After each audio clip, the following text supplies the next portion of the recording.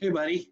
Tony, how are you? Uh, Hold on. Let me turn this up a little bit. Okay. Talk to me. I really want to create a social movement, Tony, of positive forward motion, movement. So that way, during this time of being at home, under quarantine, I've got kids inside, and that's I'm outside, by the way. So I'm not wearing a blazer. Forgive me, Tony. It's all right. Um, and Now, look, I just walked in from the car. Oh, This is my new. I love I'll you. just go like this. Yeah, I love you. How's that? Absolutely. I think the most important thing is I want people to know you. People always ask me about you. People are always curious about you, Tony. People always want to know your secret sauce. And so that's really why I wanted to have this one-on-one with you, is because I want them to know who you are. Yes, you're so unassuming, which I think is your secret weapon, actually, because your I do results, too. your results speak louder than any action, any words, my friend. It's just amazing. So if you don't mind, can I get into the interview process? I want to kind of give a quick Sure. picture about you. Great. This is a very organic kind of process, Tony. But again, I want you to be the first launch episode of Legend, Okay. a hero's journey, and you've been one of my heroes, of course, besides my dad and many many other people. But you are right there because out of anything in my business career, you really helped elevate me. You really kind of was the part of the cataclysmic event in my life that kind of got me to my goals and dreams. So anything is fair that I help you get there as I go in this endeavor to do this live channel broadcast. And guys, this is Tony Fletcher. So Tony Fletcher has been in the industry for over 3 decades, in real estate, that is.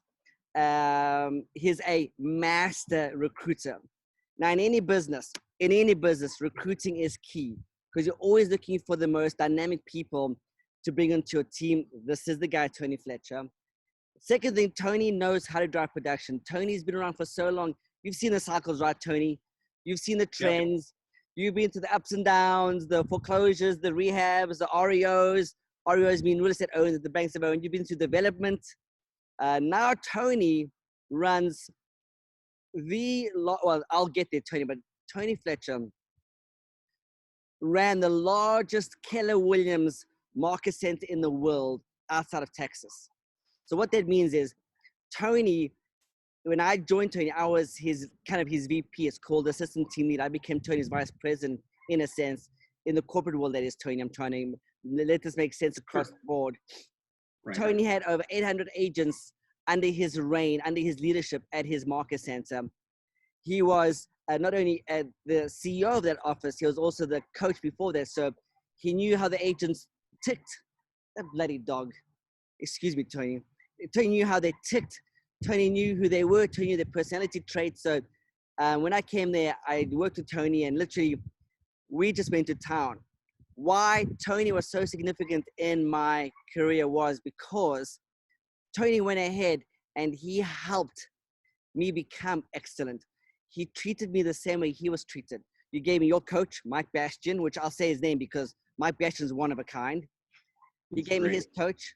And also at the same time, Tony, whatever Tony's activities or actions were as CEO, he laid them on me. So I had to kind of, in a sense, act like you, Tony. I had to behave like you. I had to think like you. I had the same coaching as you. I had to have the same performance results as Tony. So for a year under Tony's guidance and support and mentorship, Tony, I was treated like him. So that really escalated my mindset. That really helped me get places. So you can understand my loyalty, my dedication to Tony Fletcher. Thank you. Well, we were partners, so that's why we did so well. Absolutely. Oh, we were arm in arm. We were like iron eagles up in the sky fighting together. Tony, I just want to move to the other side of the sun because there's a dog barking over here. Just give me 1 second. Kind of really let us know who you are. So I'm hoping I can do that. And you've been my first episode. You know I'm a big fan of yours. And I tell everybody, Tony, and I'm not scared about bragging about you. And I'm okay with that because that's my bragging rights. Right. You've done a lot, and that's obvious. And here's another thing I want to share quickly, Tony. Is I met your sister, Tammy. I met Tammy, and she's in real estate because of you, and she's doing super well. Man, Tammy does well. She's awesome. Oh man, that lady is like scary good. like you also, she's kind of got this quiet power about her. I'm like, oh, it runs in the family. Yes. So here's a question I want to ask you, Tony, that Sure. I'm sure you might use in your recruiting appointments. I don't know, but you can help me. What is your big why? Why do you do what you do? My wife and kids. That's it. I wouldn't do any of this without them. And to be honest with you, I wouldn't be able to even get any of it done if I didn't have Yvette, my wife, because she does. I mean, she's everything around here. So I mean, she's my boss. I won't tell her. I won't tell her, Tony. She knows. Yeah, absolutely. She knows. She knows. Absolutely. Yeah. Tony, of course. So in every appointment that when you meet with agents, I'm talking from A players to B players to agents that just got their license, they're kind of on the bench looking to be groomed for excellence. Right. How do you start that? Like, what do you, when you question them, what are you digging for? What are you looking for? I know it's a big why, but how do you go about doing that for you, Tony? So I look at it almost like a doctor or a mechanic or somebody like that, where when you come in, I'm not going to talk about me. I want to know about you. And people love to talk about themselves, so that's usually pretty easy. And depending on where they're coming from, I try to equate that to if they're a new agent and whatever industry they're coming from, I try to translate from their old business to real estate and show how that can work together to make it an easier transition for them. And then when more productive agents, there's two things: it's time or money. Which one do they want? So depending on what they tell me, I'll really lay out a prescription based on what we have to offer to give them one of those two things. That's the only two things that I'm looking for. And you might not tell me directly, I want more money or I want more time. But through conversation, by you talking to me, I can tell you, say, oh, I'm stressed and I have a lot of transactions and I have to push to the very end of the month to get everything done and you're always behind. And so you need more time. And so we would, come up with a plan that fits you. And that's the big thing, is that every single person that comes in, their plan is strategic and individualized for them. It's not my plan, it's their plan. And we show them how we can help them execute their plan. I mean, if they would like a plan, we can give them one. But more often than not, people have their own ideas about what they want to do. And so do we have enough experience, support systems and models in place for them to be able to execute their plan? And sometimes I don't even talk about Keller Williams. Sometimes it's just about real estate. And sometimes it's not about real estate at all.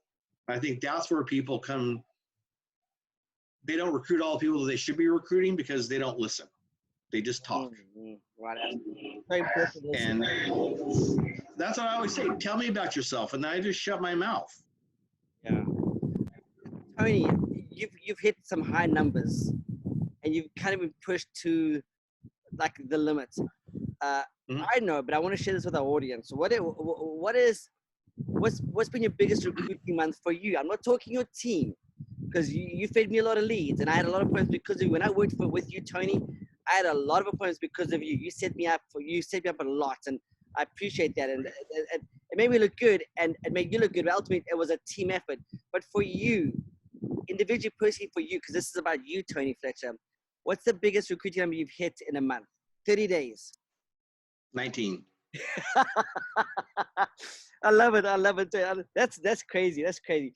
So let me tell you the standard recruiting efforts in our industry, real estate. The standard should be 2 appointments a day, 10 a week, 40 a month, with kind of like a 4-to-1 ratio. Tony, I think yours like more like a 2-to-1 ratio. I mean, I don't want to brag for you, but I think I'm kind of right. Yeah. You're not just having endless conversations and really not getting anywhere with that 4-to-1. You know me pretty well. It's pretty short. Yeah, you're pretty scary, but I think that's the fear factor, Tony. And I'm going to endorse you here right now. I do know a lot of people are coming in awe of you. They might not tell you that. Okay, but I know because they come and ask me, or they're like, hey, can you tell us about Tony? What's his trade secrets or his secret sauce? Or how does he recruit? what's his process or his program or the tools and systems. I'm like, guys, Tony's pretty standard in how he does things. What I do know is that, I mean, he grinds hard. Tony, I don't think you dilly-dally. I think you're like, No. you wake up in the morning, I think you're going, my friend. Well, yeah, and here's the other thing, and I've had this conversation with a lot of people. So when I got hired, they said the standard is 10 a month. And so to me, that's the standard, meaning you hit 10, you keep your job.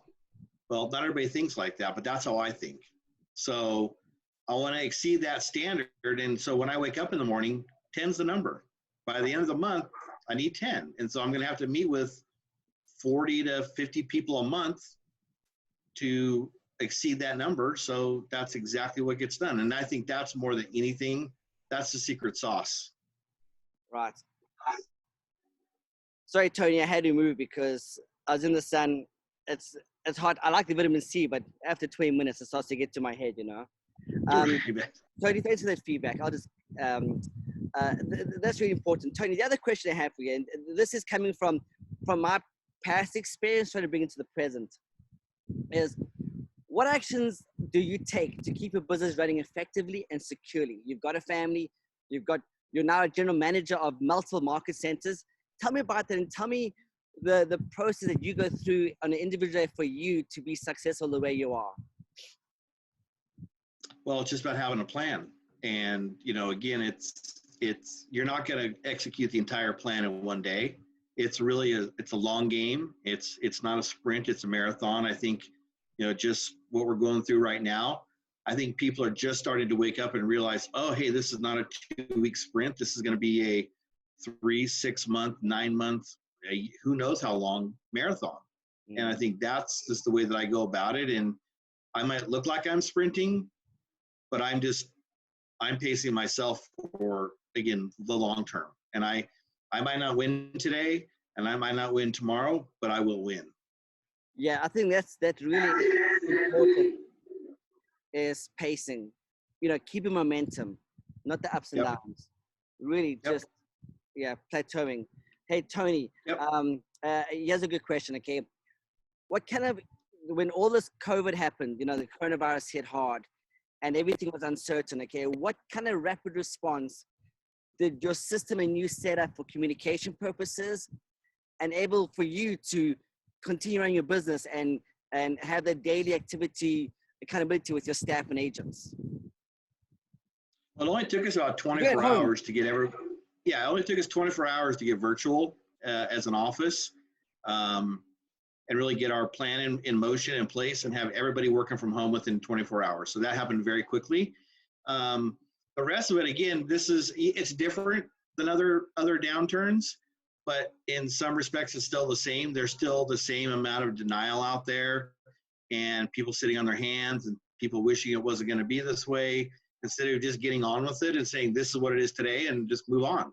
I mean, I'm already 3 months down the road thinking, what does it look like on the other side? Right, absolutely. And I know one thing that I want to put out there is you're a big advocate of Zoom. So you do daily, weekly, monthly. You're on Zoom most of the time. So I think almost every day, right? We're being Zoomed to death. Absolutely. But it's working for you because now all of a sudden, Tony, I'm hearing other leaders, other CEOs, other market centers now using Zoom.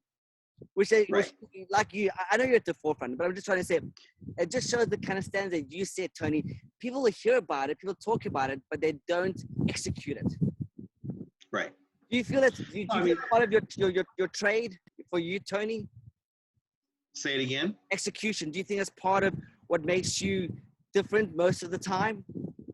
I think what makes me different is not just the execution, but continuing to execute day in and day out.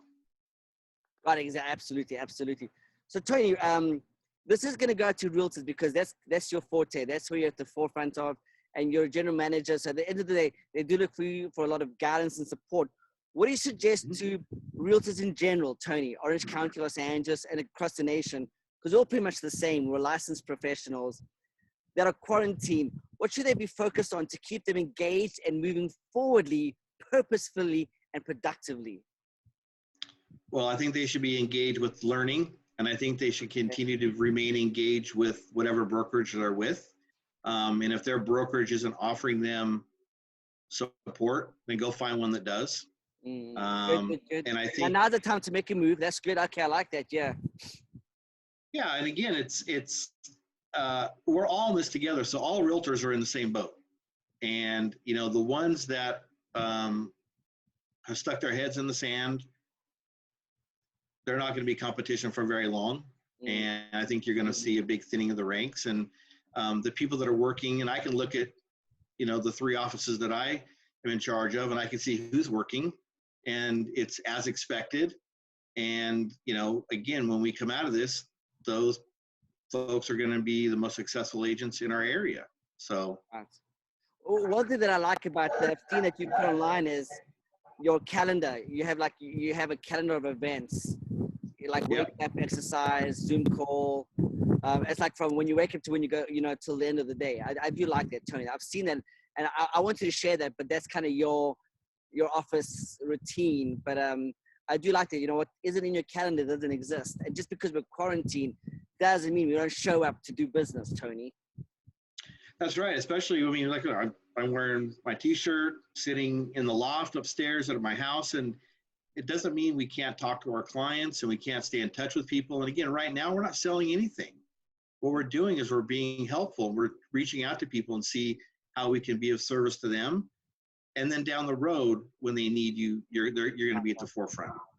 So in this pandemic, looking forward, because you're a forward thinker, you have to be. In leadership, you have to be. You're always thinking 20 steps ahead. What do you see lies in the future, Tony, for real estate agents, for the real estate market, for the economy, for mortgages? I mean, can you give us kind of an overall vision of what you see moving forward, Tony, into the future? Not present. I don't know what it's going to look like exactly, but what I will tell you this is that all the people that I get to talk to, and I get to see people from a lot of different areas, whether it's a new agent, super experienced agent, lenders, vendors, title people, you know, hedge fund guys. I talk to a lot of people, and I get to see the business from a lot of different levels. And I don't know what it's going to look like, but what I will tell you is the amount of innovation you're going to see between now and the next 12 months is going to be off the chart. Some of the stuff that I'm hearing right now just blows me away. It's like, this is awesome. I mean, we've needed this because things get stale. People get tired of agents. Agents became order takers, and that's not what this business is about. It's not what this business has ever been about. And so, you know, maybe, you know, some innovative thinking by people. I think we can all rethink our schedules. People realize that, hey, I can be super efficient with my schedule and get things done a lot faster than maybe I could before or I did before. Yeah. Stuff like that. I love what you said. I agree with that, Tony. I believe the real estate industry itself is archaic. I'm not attacking. Yes. I'm not attacking the association rules. I'm not doing that. What I'm saying is the mindset, Tony, is very traditional. We're in the 21st century. We have to embrace 21st century tools. This isn't 1997 anymore. And to be a realtor today, you have to be die-hard committed. Yeah. And, you know, that's, you know, so there's 2 things that I'm seeing a lot of. So, of course, in this time, I'm getting a lot of, you know, emails and things inviting me to different things or whatever. And what I see is old school thinking wrapped up in today's, you know, disaster that's going on. But then I also have a whole nother side of my inbox that is new, fresh, innovative, nice, outside the box thinking wrapped in this disaster. And that side of my inbox is going to win. The other side, they won sometime long ago, but that's done and over with. And I think the sooner we realize that yesterday is gone, today is today, and tomorrow is tomorrow. I mean, yesterday is gone. So we're going to move away from that. And the sooner we do that, the better off we're going to be. All of us. Absolutely. Tony, I want to take you back to your coaching days when you were a coach. Okay. Because as a leader, you're kind of elevated. So you're thinking a different level. Okay. Mm-hmm. But now let's just pretend I'm an agent for a second. You know, just entertain me for a second. Yeah, tell you for a minute. Sure. And you're coaching me. What would you deliver to me in order to keep me motivated and feel supported that I can continue doing what I'm doing, but kind of in a virtual world instead of what we're used to, showing up at the office, waiting for the phone to ring, checking our emails? Well, I'll just tell you what I did for, no, I won't use it for you. I'll use it for an agent I just met with a couple days ago. We redid his complete business plan based on today, not yesterday, but today. What does his business plan look like? Some of the things were out of order. Some of his priorities were a little bit upside down. And some of the money he was spending was being misspent today. So we just sat down, went through his business plan, and now he's giving me updates every couple of days on the progress he's making in shifting his business plan from yesterday's business plan to today's business plan. Well, I love that shift. That's that, Tony. There's a big shift going on. We have to go with the shift. We can't, we can't wait for it to go over. We're gonna chase the shift. I love that, Tony, because at the end of the day, if you treat like a business, it behaves like a business and it pays you like a business. As professionals, especially independent contractors, it's a business. It should be, and if it's not, you should rethink whether this is the business for you or not. Yeah, and maybe a 9-to-5 job is what you need, what most people need, which they do need anyway. Independent contractors, you're interdependent, not dependent, a contractor. Right. Absolutely. Right. Tony, you became general manager. Congratulations. I know it's been a long road for you. What was the turning point when you went from being a CEO, wanting to leave that realm, that dimension, and going to the next? What was the thought process? What made you want to change that? Because you're so good at what you do, it becomes comfortable, it becomes natural. Why would you want to change that? I'm a builder. I mean, I get bored. So I'm a doer and a builder. Yeah. I mean, I'm a doer and a builder. So, I mean, once my job is done, I'm ready to move on to the next thing. Actually, I'm ready to move on to the next thing long before the job is done, but I got to get the job done before I can move on. So that's really, like, I'm one of those people, like I want to crush through the job and go to the next thing. And this will be no different. You are that. I have a set of goals that I want to hit. And once we hit those goals, it'll be on to the next thing. Yeah, I apologize. So that is one thing about you is you're kind of like stubborn in a way where, even though there's something good on the other side, you'd rather finish what you started before you kind of bounce. And I respect that a lot, because me being a serial entrepreneur, Tony, I'm not scared to take risks. However, like you, and I've learned from you, is you got to finish what you started. And then from there, there's that other chapter. It's not going anywhere. It's coming. You just have to get to it. Right. No need to rush anything. No, and I think in some respects you have to earn it. Oh. We all want it today, but sometimes you just have to get out there and you have to earn it. That's right. And show other people. You know that you can do it, but somebody else might need to see that you can do it, so you have to earn it in their eyes. So yeah, I love yours. No, I love it. Tony, you're right. Nobody deserves anything. You have to earn it. No. Yeah. Right. This entitlement doesn't exist. You don't earn uber amounts of money because you think you're special. Yeah, we're I all have 0 participation trophies. Well, I don't have any accolades, Tony. I don't have any awards, but I think I'm very special, So I deserve more. No, absolutely. That's fantastic, Tony. Tony, we're running out of time. Okay. I don't know what else you really have. If you want to share something with me, that's fine. But I want to end with this question here is, like literally, you deal with all these agents, and what's the one thing that you leave your agents with to give them the hope, especially in this kind of time right now, with over 1 million people with the coronavirus? Over 50,000 have passed away. So 5% of those have passed away. It's just on their mindset all day long. What can you give them, the one thing to kind of just get them moving forward productively, positively, Tony? Well, for me, the one thing, as soon as this kind of hit, the one thing that I told the leadership team was, we want to be accessible and visible. And I think that's the two things we've done really, really well, is we've been really accessible and really visible, so that we can have You know, every agent can reach out to any of the team and just talk. It doesn't have to be about real estate. And a lot of times, a lot of our coaching is not about real estate. It's about what's up here. You know, when you fix that, everything else becomes easy.